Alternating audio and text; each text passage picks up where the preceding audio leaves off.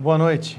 É um prazer imenso mais uma vez estar com você aqui na TV Jaguari, programa Palavra-Chave, o momento em que nós refletimos sobre a Palavra de Deus e na realidade que há em servirmos a um Deus tão maravilhoso, um Deus que participa do nosso dia a dia, um Deus que se dispõe a relacionar-se com o ser humano, a viver com o ser humano e a atuar na vida do ser humano. No programa de hoje, mais uma vez, nós teremos a apresentação de um vídeo que retrata muito bem como a maioria das pessoas vivem. Alguns dilemas, algumas complicações, algumas questões um tanto quanto controversas. Entretanto, Deus quer e se dispõe a participar disso tudo para nos orientar. Há um fator interessante na história em que vamos abordar e nos temas que vamos abordar, que se referem a como Deus é muito simples ao se relacionar com o ser humano, mas o ser humano, de forma geral, é muito confuso em trabalhar essas situações. Queremos convidar você a participar conosco, clicando aqui embaixo e mandando os seus recados, fazendo as suas colocações. Queremos saber qual é a sua opinião com relação ao que vai ser apresentado hoje e queremos a sua participação. Deus abençoe a sua vida e seja edificado com essa mensagem.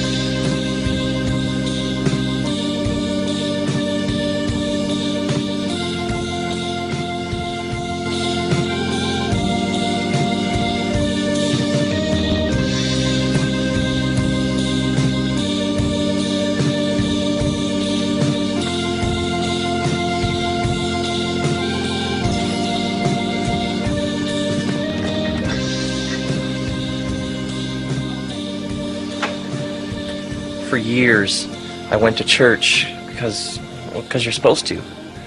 But there were things about it that just didn't seem right. Do you know what I'm talking about? It's like a lot of times I found myself looking around thinking, is this what God had in mind? And then I came across this passage in the Bible that helped me start to see things in a new way. It tells the story of Jesus having a meal with some of the religious leaders of his day. And they have all these complicated hand-washing rituals that they go through before they eat. And Jesus ignores their rules. And one of them notices this and points this out. And Jesus says, you religious leaders, it's like you clean the outside of the cup, but the inside is filled with greed and evil. I mean, you give away 10% of your income, but you don't really care about making the world a better place. And then Jesus says to them, he says, everything for you is about being seen in public as important people. I mean, you love to be looked up to. You love to be respected. You love the best seats where everyone can see you. And Jesus says, everything for you is about appearance, how things look to other people. And then he says to them, you're like unmarked graves, which people walk over without knowing it. I mean, Jesus essentially tells the religious leaders of his day, you're spiritually dead, and you don't even realize it. Now, one of them, who's sitting there, he'd be like what we'd call a preacher, and he realizes what's going on here. I mean, Jesus is like slamming them. And he says, you know, Jesus, when you say stuff like this, you insult us. And Jesus says, you, teachers like you tell people to do all this stuff, but you don't help them do any of it. I mean, all you end up doing is just heaping on the guilt. I mean, people end up feeling terrible about themselves. And then later he says to these same leaders, he says, you travel over land and sea to win a single convert. And when they become one, you make them twice the sons of hell that you are.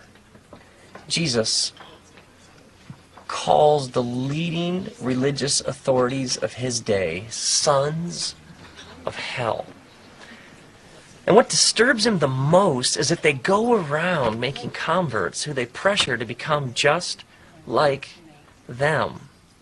I mean, he goes on to tell them, you've abused your positions of religious authority, and you're actually getting in the way of people who are honestly searching for God. Sons of hell. There are many moments like these in the teachings of Jesus. I mean, to people who are wrestling with the deepest questions of life, Jesus has like infinite patience and understanding. But to people who claim to know and speak for God, but have like hard, cold hearts, I mean, he is relentless. I mean, Jesus gets angry. Okay, let's say this. Let's say I bring my wife home some flowers. I mean, these are some beautiful flowers. Like, I try to get the colors just right, and you know the drill. And I bring them in the house and I give them to her, and she's like blown away. And she takes out a vase and she smiles and she just says, this means so much that you were thinking of me. I'm so surprised. And what if I say, well, I'm your husband. It's my duty. It just doesn't work for you, does it? Or what if I said to her, well, you know what, there was a sale, and like I wasn't even really thinking of you, but it wasn't really a hassle. They were cheap, and I figured that's not a big deal. Or what if I just said to her, like, well, I figured you needed them. Does she even want the flowers anymore? No. Why? Because she wants my heart. And if she doesn't have my heart, my words and my actions don't mean a thing. Is this how God feels? One of the central prayers of Jesus' life was called the Shema. Part of it goes like this. Love the Lord your God with all your heart, and with all your soul, and with all your might. I mean, we can go to Mass or services or prayers every day. I mean, we can sing all the right songs and we can recite all the right prayers. But if it's just going through the motions, I mean, what's the point? God says in the book of Isaiah, of these people, they honor me with their lips, but their hearts are far from me. Sometimes we have to stop and ask, why do we do what we do? To keep the family happy? So that I don't feel guilty?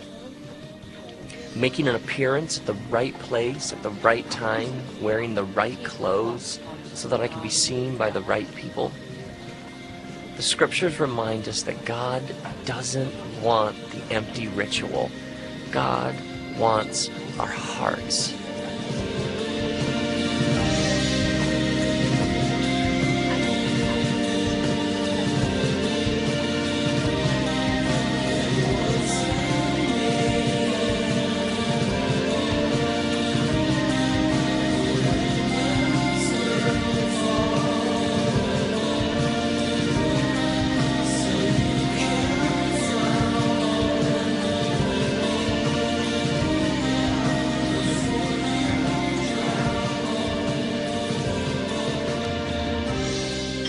Do you give money away? Why? I mean, why give to a church or an institution or someone on TV? Because God needs it? God says in Psalm 50, if I was hungry, I wouldn't tell you. The world's mine and everything in it. Do I give like the right percentage of my paycheck so that I can get God off my back? I mean, God gets what God wants and then I can do what I want with the rest? When God has my heart and I realize that everything I have, I've been given. There's even a letter in the Bible called Corinthians in which God commands people not to give out of compulsion or guilt or reluctance. The letter even goes on to say you should only give what you've decided in your heart to give, because God loves it when you give because you want to. if I'm giving because I think that like I'm supposed to, or because God needs it, or so that I don't feel guilty, I should keep it. God doesn't want it. There's even another passage in the Bible where God is speaking to some extremely religious people. And they've been coming to his temple and going through all the rite ceremonies, and yet they've been neglecting the needs of those around them. And God speaks to them and says, your sacrifices and your offerings, what is this to me? I don't take any pleasure in this. God hates it. He can't stand it when we put on a religious show and then we ignore the poor and the broken and the marginalized and the oppressed. God even calls their gatherings evil. God says that they've become like a burden to him, that his soul hates them. God even says, I am weary of them. It's almost like God says, I don't want those flowers.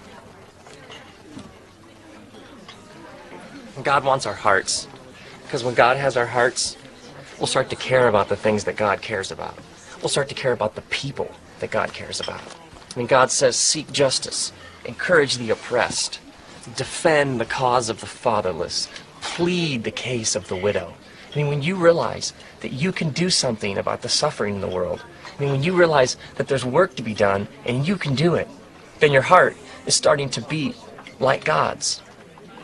Is church a building? Like an hour once a week? Church is people. People whose hearts are beating more and more like God's. Maybe you're turned off to judgmental attitudes and narrow minds and meaningless rules. So am I. And so is God. God doesn't want anything to do with that either. Let's be honest. A lot of people confuse religion with God and walk away from them both. The point isn't Christianity. The point is being a Christian. It's being a follower of Jesus. It's being connected with everything that's true and good and right. Everything that goes on around us that reminds us that there is so much more going on around us than we realize. Could anything be more beautiful?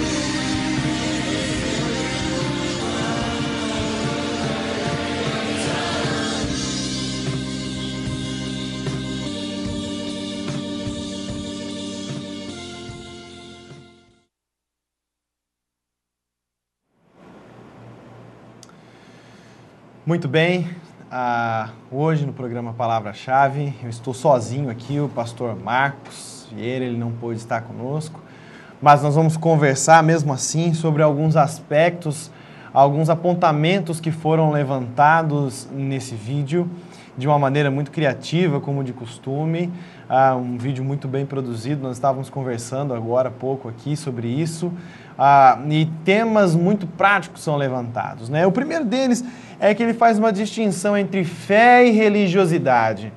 Algumas pessoas entendem que frequentar uma igreja é uma regra que precisa ser cumprida, assim como ir ao trabalho ou frequentar uma escola, bater o cartão, colocar a sua digital lá no ponto biométrico e não tem prazer nem alegria em fazer isso.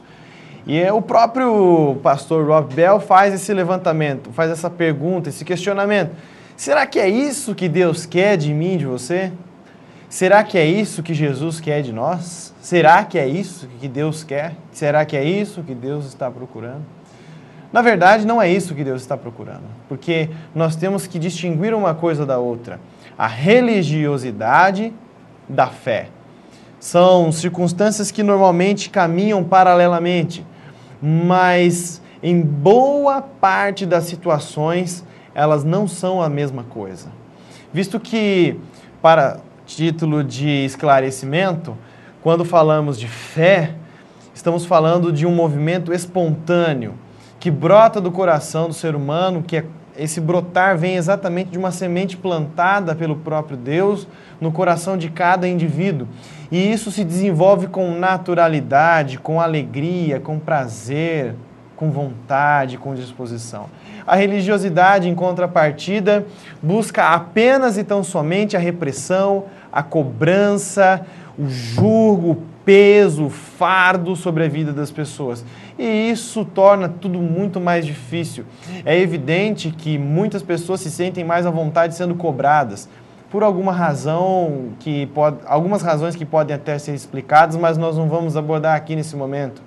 Entretanto, há aquelas pessoas que desenvolvem a sua fé em comunidades, sejam elas cristãs ou não, porque a fé pode trabalhar e existir em outras religiões, em outras confissões de fé.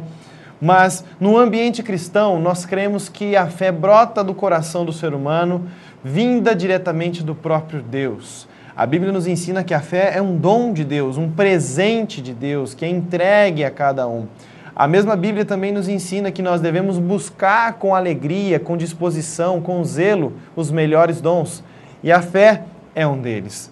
Então, a fé, pessoas que têm fé, que frequentam uma comunidade, pessoas que caminham a vida de fé em uma comunidade cristã, fazem isso com alegria, com disposição, com responsabilidade e fazem isso com naturalidade. Em contrapartida, pessoas que vivem por religiosidade apenas cumprem por obrigação. É muito interessante, eu que convivo com jovens e adolescentes já há algum tempo, pastoreando essas pessoas, nosso maior desafio é fazer um adolescente, um jovem entender que estar com Jesus não é uma obrigação que os pais colocam. E os pais têm uma certa culpa nisso, porque apresentam a ida à igreja como uma punição. Eu já ouvi a história, presenciei, conheço quem é, de um pai ou a mãe que usavam a igreja para castigar um filho. Olha, se você não se comportar, você vai para a igreja no domingo pela manhã.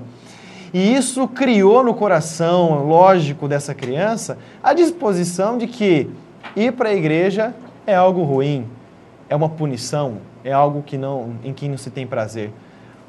Ora, quando que essa criança vai desenvolver qualquer tipo de fé? Cremos pela graça de Deus que isso pode acontecer, mas humanamente falando, ali está sendo criada uma pessoa religiosa. Pessoas de fé caminham com sinceridade diante de Deus e diante dos homens. Entretanto, pessoas religiosas querem viver de aparências. Esse é um outro aspecto também que é apresentado nessa mensagem, nessa meditação, nessa reflexão. A sinceridade com que as pessoas vivem a sua fé. Isso é muito importante. Não há como nós distinguirmos uma coisa da outra. O exemplo que foi dado é fundamental. Imagine você, e eu vou repeti-lo, imagine um marido que compra um buquê de rosas para sua esposa. Ele chega, entrega esse buquê e apenas diz, ao invés de dizer, eu amo você e te trouxe essas rosas como demonstração do meu carinho. Seria o correto, se for verdade, é claro. Agora imagine o mesmo marido fazendo o mesmo gesto, só que com uma fala diferente, dizendo, olha, eu não ia comprar rosas para você, mas como estava numa promoção muito boa, 12 rosas pelo preço de uma, então eu trouxe para você, está aqui, ó, é a demonstração do meu amor. É claro que uma mulher inteligente, uma mulher dotada de amor próprio, não vai aceitar essas flores, porque não houve sinceridade. E a vida religiosa hoje em dia, a vida de fé, a comunidade cristã, há muitas pessoas em que não têm sinceridade. Muitas pessoas se preocupam com aparências. Eu fico me perguntando, e no domingo mesmo, ontem, conversava com um dos presbíteros da igreja, e eu estava de terno, claro, e ele me perguntou assim, tá muito calor aí dentro? E realmente estava muito calor dentro do terno, estava suando, estava muito quente. e no lugar onde nós ficamos, ali no púlpito, não há ventilador. E eu fico me perguntando de onde surgiu essa ideia de usar terno aqui no Brasil, um país tropical, de temperaturas elevadas. Você tem a elegância de uma vestimenta, mas não tem a praticidade de uma vestimenta. Eu fico me perguntando, alguns anos atrás, como advogados, juízes, magistrados, pastores e todas as pessoas que precisam usar esse tipo de vestimenta, numa época em que não havia ar-condicionado, em salas fechadas, como era isso? Como que as pessoas conseguiam suportar esse tipo de situação? É claro que hoje fica um pouco mais fácil, porque a tecnologia nos facilita ter ambientes climatizados. Mas qual a razão disso? Há um livro do Jô Soares chama-se O Xangô de Baker Street, e ele conta uma história de que o Sherlock Holmes veio para o Rio de Janeiro, desembarcou no Rio de Janeiro, e ao estar aqui, ele via todos vestindo terno preto, escuro, no calor do Rio de Janeiro. E ele não conseguia entender, isso é uma história fictícia, é claro, mas no livro ele não conseguia entender como é que num calor daquelas pessoas usavam terno. Então ele mandou fazer um terno branco, para que o calor e o sofrimento fossem amenizados. E ele só usava terno porque todo mundo usava. As aparências, por muitas vezes, guiam as atitudes de muita gente. Ao invés das pessoas agirem com naturalidade, com sinceridade, agirem naquilo que fazem com transparência, o fazem apenas por aparência. Imagine só o que a minha mãe vai pensar, o que o meu marido, o que a minha esposa vai pensar. Imagine o que os meus filhos vão pensar. Isso quando estamos nos referindo a coisas boas. É claro, o que precisa e o que é necessário é que haja sinceridade no coração do ser humano, para que tudo aquilo que nós fizermos seja com sinceridade. Pense bem, ao invés de enchermos a boca e falarmos para os 4 cantos desse planeta que fazemos muitas coisas, é melhor que falemos que fazemos poucas coisas, mas fazemos bem feito.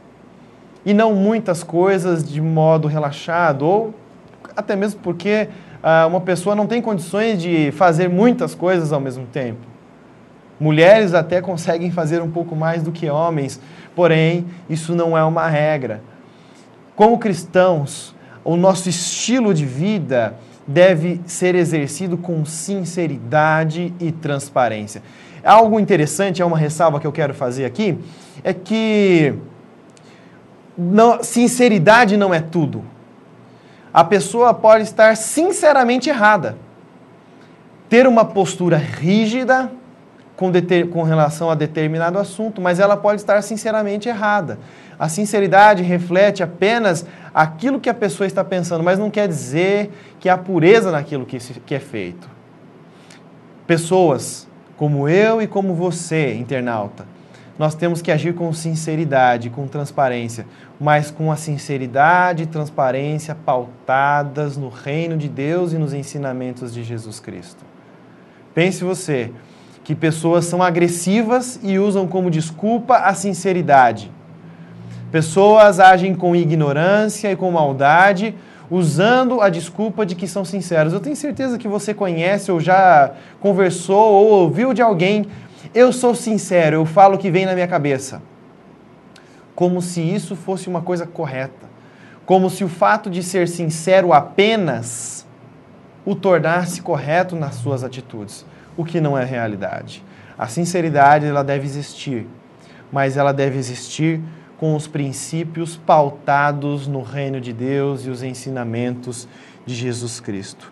Deus não olha para o nosso exterior, para aquilo que fazemos, necessariamente para que os outros vejam. Deus olha para as motivações que há no nosso coração. Outro aspecto também que é colocado no vídeo, e é uma decorrência, uma continuação desse assunto, e tem a ver com a questão financeira. Atualmente, em qualquer tipo de igreja, ou em qualquer comunidade, seja ela cristã ou não, em qualquer instituição religiosa, tornou-se muito delicado falar sobre a questão financeira. Porque algumas pessoas usam da fé e da ingenuidade de pessoas, da população, para adquirir para si riqueza, dinheiro. E é exatamente o contrário que o próprio Jesus fez. Jesus não tinha sequer um travesseiro para deitar. Jesus disse que era mais bem-aventurado dar do que receber. E quando Jesus disse isso, não disse orientando as pessoas para que deem o seu dinheiro, mas para que as pessoas deem suas vidas, entreguem as suas vidas para o reino de Deus.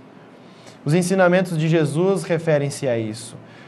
Imagine você que uma criança que ganha uma moeda de R$1 dos seus pais, mas que tem como os princípios do reino de Deus, desde pequena, tem a compreensão que ofertar a Deus financeiramente também é parte do reino. Não é só, mas também é parte do reino de Deus. Essa criança que dá 10 centavos na igreja tem o olhar de Deus com amor e carinho. E é o mesmo amor e carinho do que tem aquele que dá muito mais. Agora, há pessoas que lamentavelmente usam isso de uma maneira ruim. E aí, eu quero voltar mais uma vez à pergunta inicial que nós fizemos aqui no começo do programa. Será que é isso que Deus quer? Apenas que a gente cumpra um protocolo, que a gente faça a nossa parte frequentando a igreja, ajudando a construir, dando um dinheiro para comprar um aparelho de som? Será que é isso só apenas que Deus quer? É evidente que não é isso. O reino de Deus não fala sobre paredes, não fala sobre instrumentos de som. O reino de Deus não é comida, não é bebida, mas o reino de Deus é amor, justiça e paz. Eu tenho ficado cada vez mais triste com a situação do nosso país quando nós olhamos os telejornais, em que semana após semana nós temos uma denúncia de corrupção, de pessoas que estão pegando dinheiro da saúde, pegando dinheiro da população, em benefício próprio. Isso é lamentável, isso é triste, isso é desagradável, é repugnante. E aqueles que creem no reino de Deus não podem achar que isso é normal.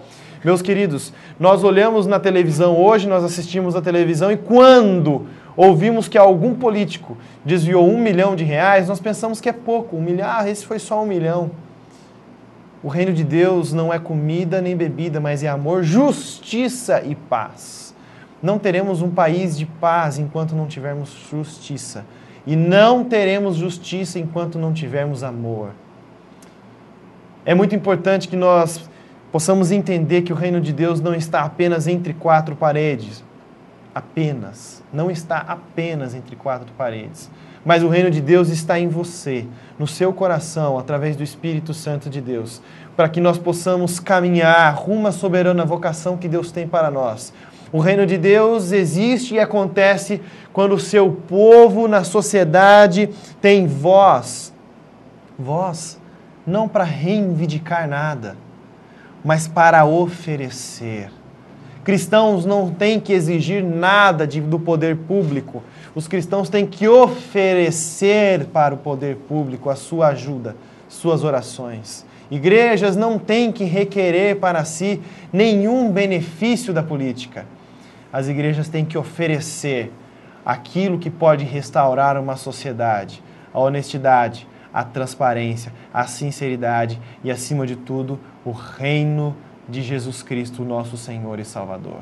A pergunta retorna: por que você vai à igreja? Por que algumas pessoas vão à igreja?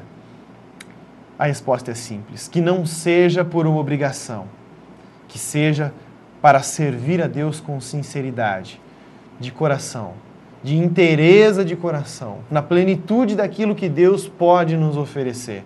Somente assim, a cidade onde nós vivemos, a cidade onde você vive, poderá ser transformada, poderá ser modificada. Cristão não é apático.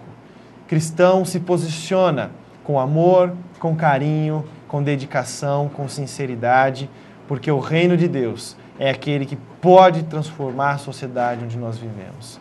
O título da reflexão de hoje foi domingo, porque domingo representa normalmente uma ida à igreja. Mas não pense e não tenha isso apenas como um protocolo, uma regra que você tem que seguir. Pense, tenha isso no seu coração como uma oportunidade de entregar a sua vida a Deus e permitir que Ele faça contigo aquilo que é o melhor, aquilo que Ele possa atender às necessidades do teu coração. Eu quero encerrar esta reflexão fazendo a menção do Salmo 37. Agrada-te do Senhor e Ele satisfará os desejos do teu coração. Entrega o teu caminho ao Senhor, confia nele e o resto Ele vai fazer. Permita que Deus faça isso na sua vida. Deus abençoe você, obrigado por estar conosco. Aguardamos você aqui na TV Jaguari, na próxima semana, programa Palavra-Chave, segunda-feira, das 19h30 às 20 horas. Deus abençoe a sua vida e tenha uma ótima semana em nome de Jesus.